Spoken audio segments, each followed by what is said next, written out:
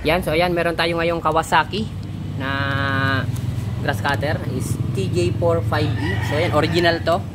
So yan. Bali ang problema nito is una, karburador.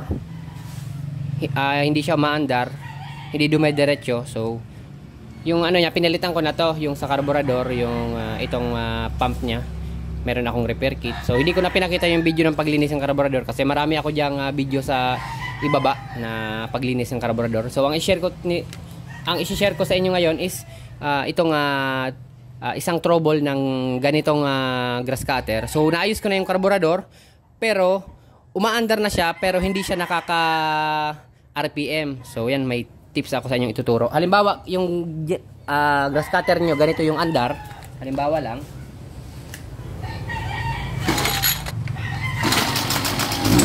Ayan. Halimbawa, ganito yung andar.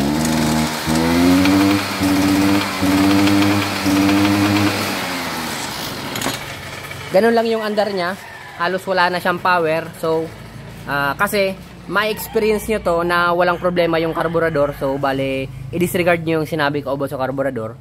Halimbawa, yung andar ng ano nyo, ng grass cutter nyo, ganon. Simple lang yung gagawin nyo. Ganito lang. Ito. Sigurado, barado yung ano nyan, yung tambutso nyan. So, yan. Tanggalin nyo lang tong tornilyo na to. Yan. Yan.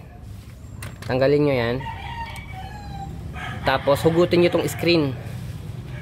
Yan. Yung screen na yan, barado na yan sigurado, kaya hindi na nakakalabas yung usok, kaya walang power. Pwede nyo linisan or pwedeng alisin nyo na lang to para hindi na siya mabara in the future. So yan, tingnan nyo yung kakaibahan niya sa andar.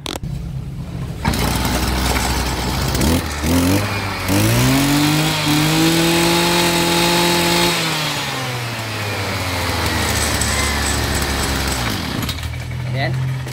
Nakita nyo? Full power na naman siya. So, ito lang yung problema. So, yan. Napakasimple lang. So, ngayon lang ako naka-encounter na yung grass cutter, yung tambutso, meron screen. So, yan. Simpleng tips lang. So, yan. Thank you.